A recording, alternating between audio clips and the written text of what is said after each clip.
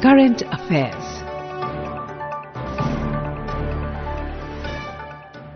This is Akashvani. In the weekly program Current Affairs, now we bring you a discussion on Startup India, empowering enterprises and driving innovation. The participants are Lieutenant General Sanjay Kulkarni, Defence Analyst, and Prasoon Sharma, Entrepreneur and Public Policy Expert. Moderator is Manas Pratim Bhuyan, Journalist.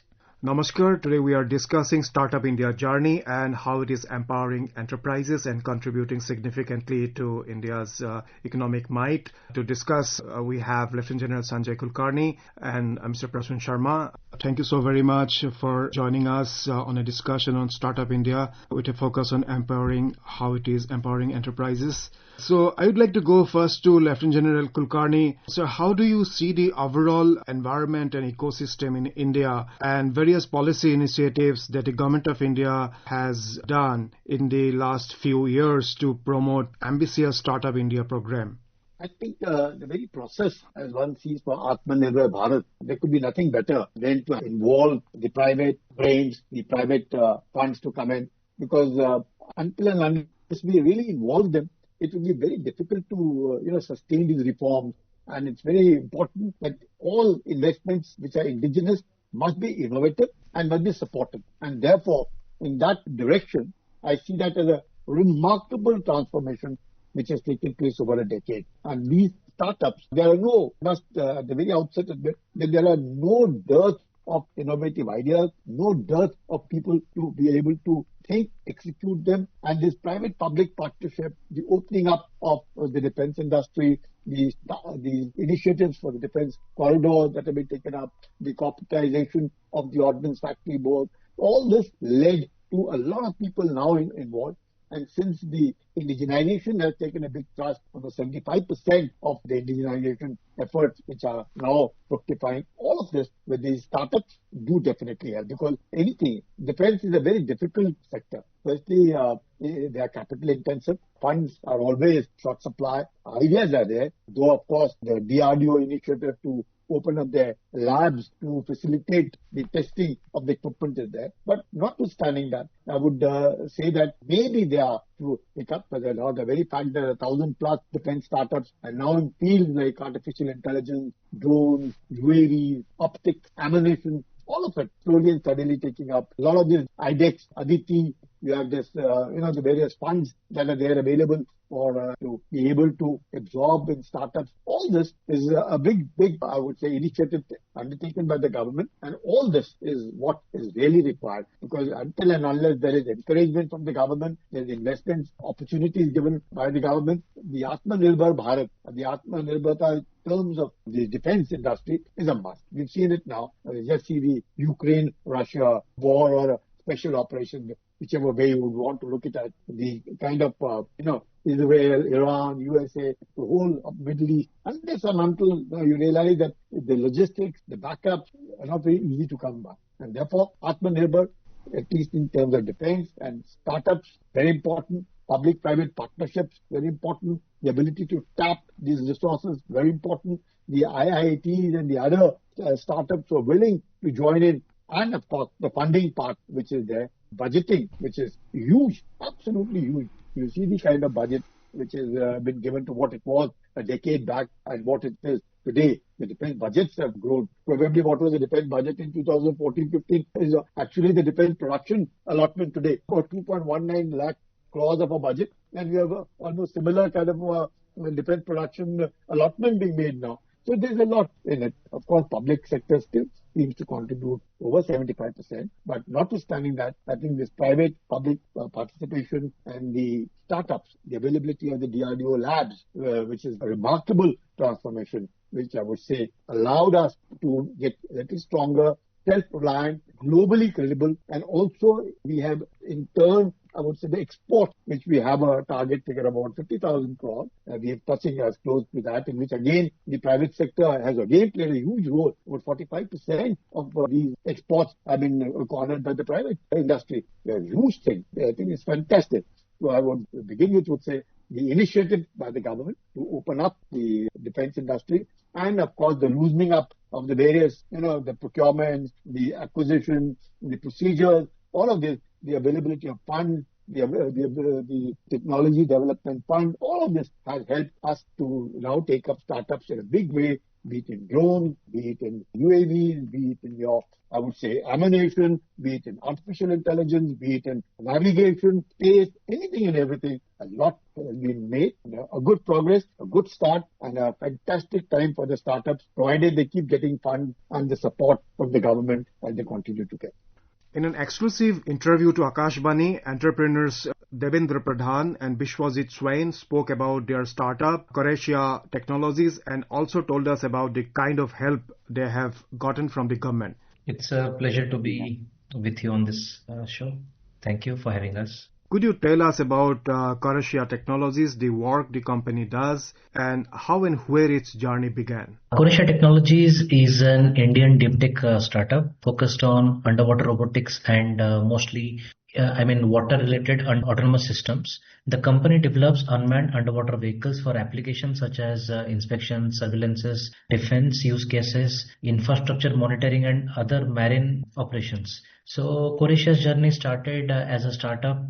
Croatia's journey as a startup began in later part of 2021, but the foundation was laid right from our university days back in 2014. We started with a vision of developing reliable indigenous underwater technology for India. Could you explain the two main types of underwater robotic technologies, ROVs and AUVs, and how they differ from each other? So there are two kinds of underwater robots. One is ROV, which is remote operated underwater vehicle, and other is AUV, which is autonomous underwater vehicle. ROV is a tethered underwater robot which is directly controlled by operator from the top side or ground. It has a real-time video transmission and precision control, and it's ideally used for complex stationary inspection and manipulation tasks like hull cleaning, pipe work, underwater welding, etc. Whereas AUV are untethered systems that navigate on a pre-programmed path autonomously. It's used for a wide range of survey like ocean floor mapping, bathymetry, and surveillance. How has India's startup ecosystem evolved over the years, and what kind of support has Croatia Technologies received from the government? If you see, India's startup ecosystem has evolved quite significantly, moving from a relatively smaller community of technology startups to a comparatively promising, mostly deep tech and innovation-driven ecosystem that we see today. Croatia has benefited from this ecosystem definitely through various government programs like government grants, incubation support, etc. Being a deep tech startup, such kind of support did not exist earlier. One fact I can say is that today Croatia is building products for our defense forces is only because our current government's vision of giving the opportunity to the India's youth to the startup ecosystem. Croatia Technologies recently secured a Rs 66 crore contract with the Indian Navy. What does this milestone means for the company, and what are your plans for the future growth? So securing 66 crore contract with Indian Navy is a major milestone for us. This is an example that homegrown Indian innovation can meet rigorous defense standards. And this will also strengthen our position as a trusted partner in deep tech robotics for defense. And for future growth, we are planning to scale up our manufacturing and R&D capability and scale our operation in offshore pipeline monitoring, develop more defense-grade product, and position ourselves in international market like Southeast Asia and MENA region. Mr. Sharma, how do you see the overall policy initiatives by the government to support startup ecosystem and drive innovation?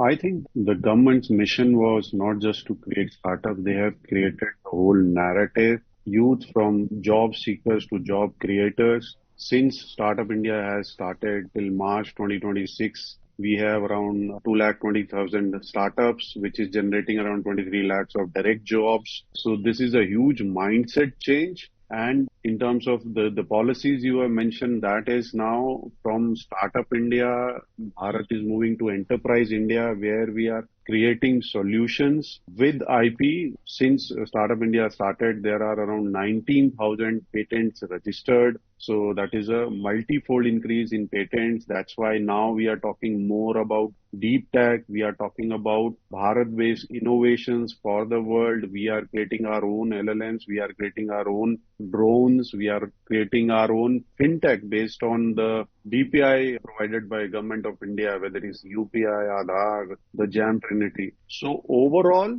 government has created a very comprehensive ecosystem for startups. Lieutenant General Kulkarni, as Mr. Sharma also mentioned, we have over 200,000 startups recognized by the Department for Promotion of Industry and Trade, DPIIT.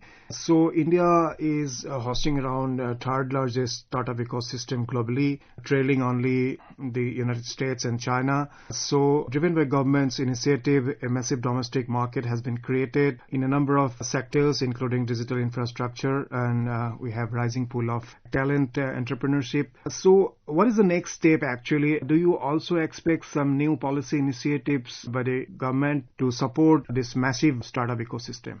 I would agree totally. That is, there is a tremendous amount of an ecosystem being created. And basically, by nature, we are very innovative. And what we call it the Jugadu system. We are very, very good at being able to adapt, absorb technology, because no dearth of brains in the country, no dearth of brains, no dearth of hard work which people can put in this country. There's tremendous amount of initiative, and every time expecting only government jobs to come in is very, very difficult. So startups where there's a quick, distinct implementation, sustenance, hard work, the returns are there, it's fantastic. There is no denying the fact.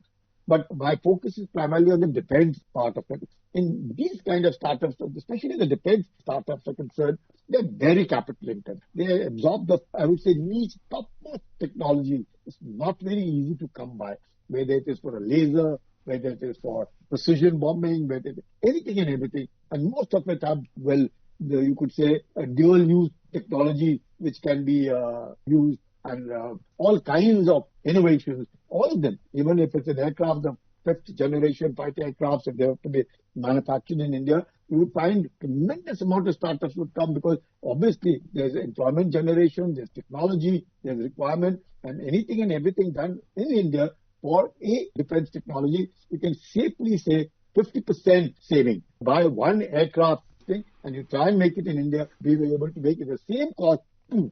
So that's the kind of initiative being taken to ensure that there is a spillover and the spin advantages that we must get. Earlier also found that a lot of public sector undertakings probably became very difficult and cost overruns were far too high.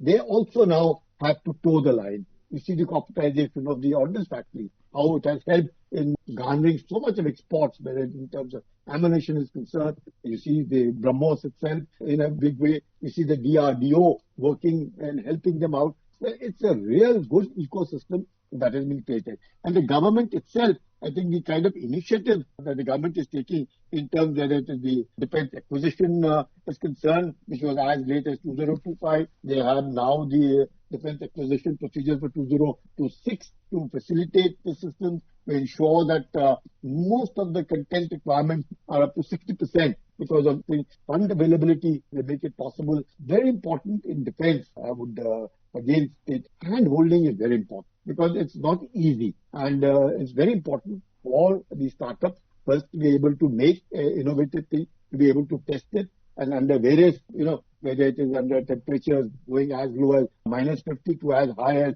+50 degrees. So you find a lot of requirements, a lot of methodology change, take up to be able to move along in this kind of an environment of a particular defense product. So there is a lot. But I think, yes, the government defense procurement procedures undergoing change, defense procurement manuals keep undergoing change, major indigenous acquisitions which are required undergo change, the protection to various acceptance of it is undergoing change. So we know that there are over 5,000 some items prevented. You cannot import them. So for POS, you have to have startups to ensure that they are manufactured in India of an international order. Anything and everything done has to be absolutely finest class, international, economical, and to the best of the qualities that are available, packed well, and be able to see to it that we are the best. In that context, I think a lot has been done. The defense corridors are there. A lot of firms backing up is there. Fund availability is there.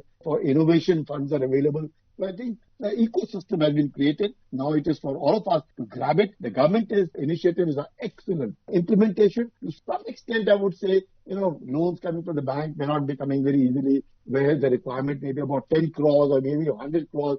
The release may be just about 2 crores. It becomes peanuts for any startup to start. So there is a lot needs to be done also. Government is aware of it, and I'm sure the sustained reforms will repay in a very short time. Mr. Sharma, we have seen a series of initiatives like incubation and mentorship infrastructure, Atal Innovation Mission, the Mark portal, then have seen the public procurement, Government of India, marketplace portal, etc. So state startup ranking that government has launched. So do you think it is now for the kind of startups to just move ahead and not rely on government support and to just find markets globally and, kind of take forward whatever the government has provided to them so that do not look at the government for even markets, etc.? Yes, one of the most important achievement of Startup India is the democratization of entrepreneurship. Nearly 50% of DPIIT-recognized startups are now coming from Tier 2 and Tier 3 cities. So talent is no longer limited to India's metro cities, and opportunity should not be either. So the founders, the entrepreneurs coming from Tier 2, Tier 3 cities are very aggressive, hungry to grow. So as you mentioned, they should, explore markets. Yes, they are exploring market. There are around, 30 plus international bridges which Startup India provides with various countries. Like I've been part of to US, to Europe, to Germany. So depending on your products, facilitate you as a founder or a startup to enter the market, know about the market. So now the focus is to build enterprise, at least like out of this 2 lakh startups registered, can we create 50 more Infosys and Wipros?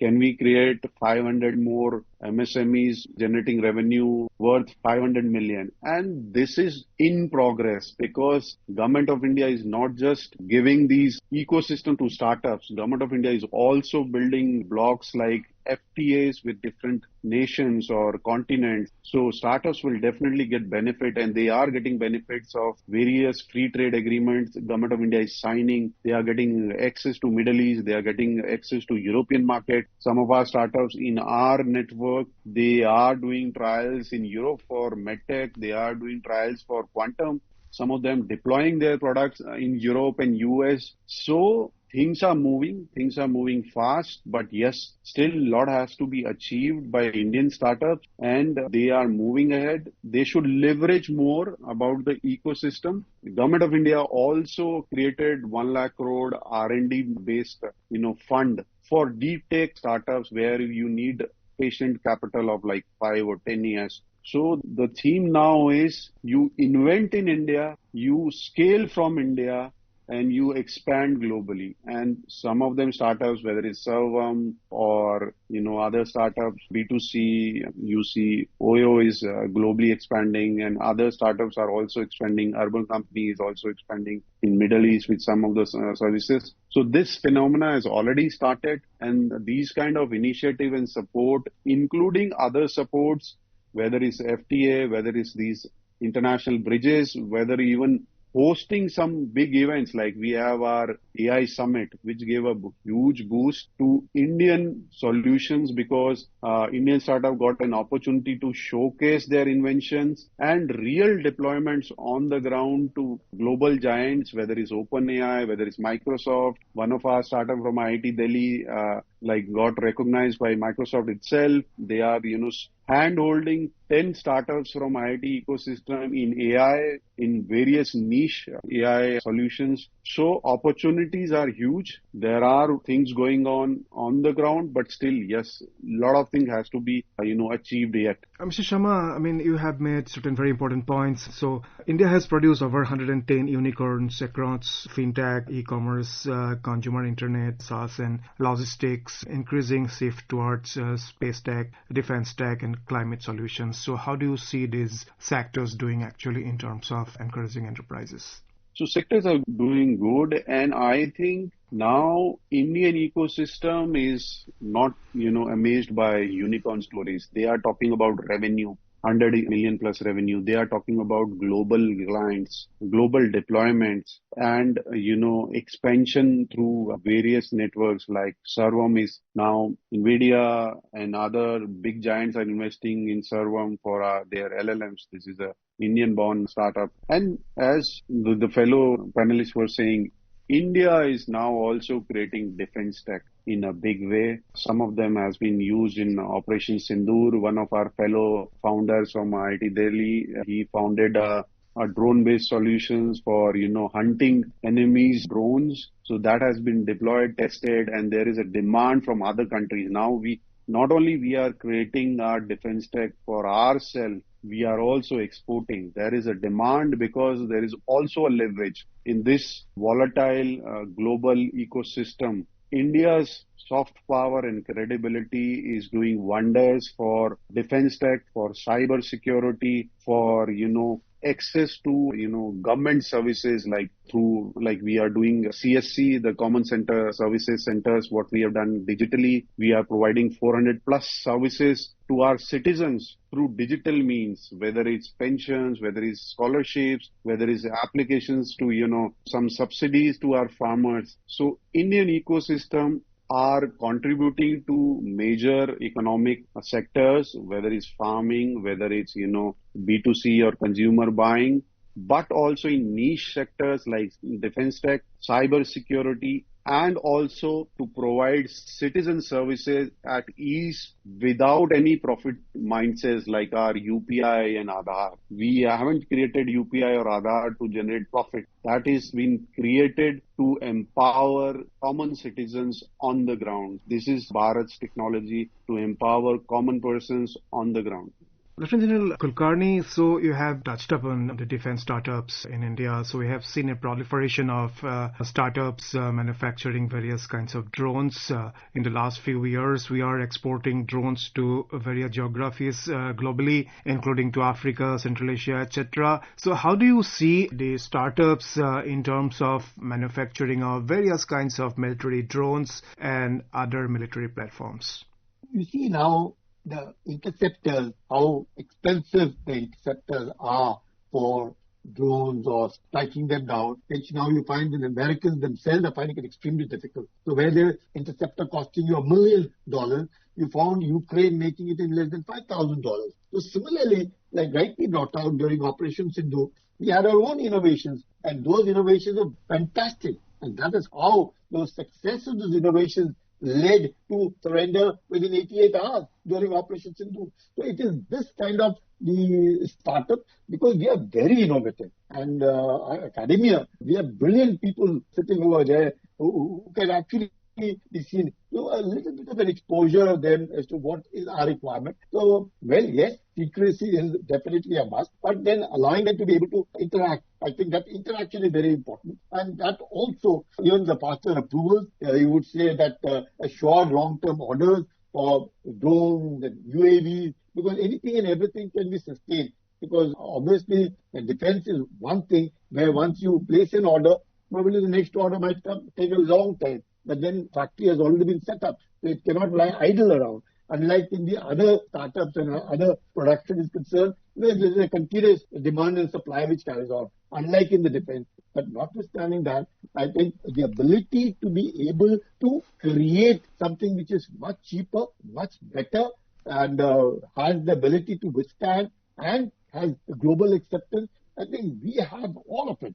And the various kind of defense procurement procedures, the acquisition procedures, you find them, startups in HAL, which are leading to manufacturing of aircraft, helicopters, you find. And Navy is one arm which is extremely advanced in manufacturing its own, designing its own, and ensuring that we are touching almost, I would say, 90% indigenization when it comes to the naval assets.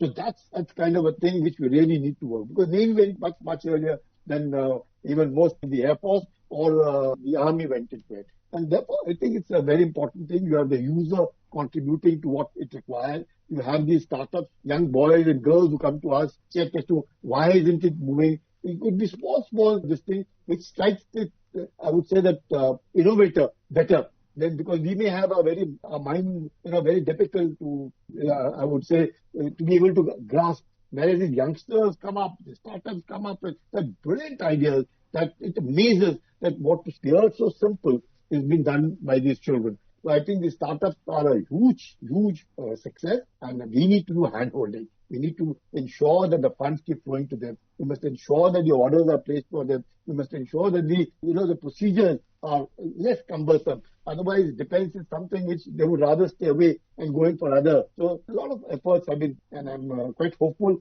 that whether it is the technology transfers, whether it's acceptance, creation, the defense corridors are concerned, all of it, the fund availability is concerned, to whether it is Aditi or whether it is the Technology Development Fund or the IDEX is concerned, all of it. And efforts are there, and hopefully the startups have now caught up in India, and great idea to involve private, public, academia, all of it, to ensure that we are all set to innovative world and indigenous defense production, which will lead to Atmanirbhar Bharat, and for which government is encouraging investments of all kinds.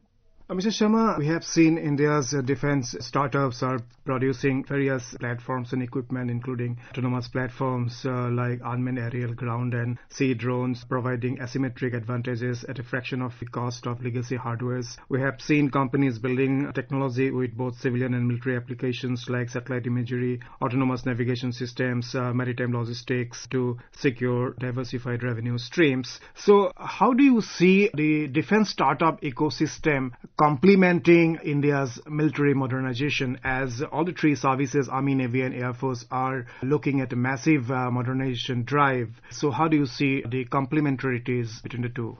I think the most important thing Indian entrepreneurs has done in defense tech is changing the mindset and the procurement for the defense.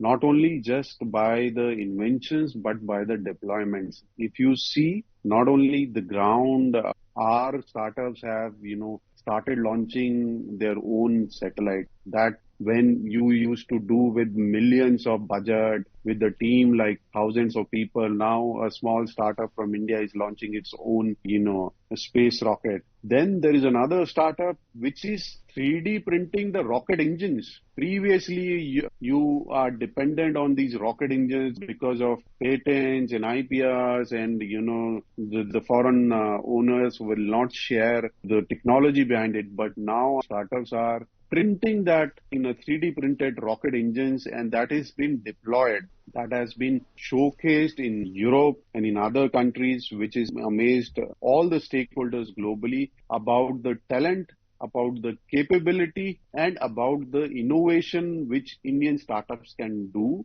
And that's why in defense sector also, the more niche you can innovate, the more faster you can innovate in technology, like how advanced you are in, defense tech, that gives a bigger edge, whether it's on the land, whether it's in attack, whether it's on space, whether it's on surveillance. So I think overall ecosystem, startups are empowering Bharat by creating economic strength for Indian ecosystems. When India becomes like 10 trillion or 50 trillion, the projections are like majority of contribution will come from innovations, and that will be derived from these 200,000 startups, because they will become like global enterprise. Now it's not Startup India is just thinking of creating new startups. They are thinking Bharatiya enterprise. They are thinking of creating Googles and Microsofts of India. They are also thinking of,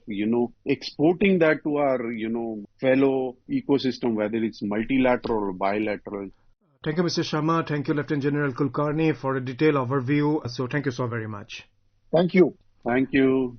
You were listening to a discussion on Startup India, empowering enterprises and driving innovation. The participants were Lieutenant General Sanjay Kulkarni, Defence Analyst, and Prasoon Sharma, Entrepreneur and Public Policy Expert. Moderator was Manas Pratim Bhuyan, Journalist. This program was produced and presented by the News Services Division of Akashvani. You can listen to it on our mobile app, News on AIR. This program is also available on our YouTube channel, News on AIR Official. You may share your feedback about this program through email at airnsdtalks@gmail.com or WhatsApp on 928-909-4044.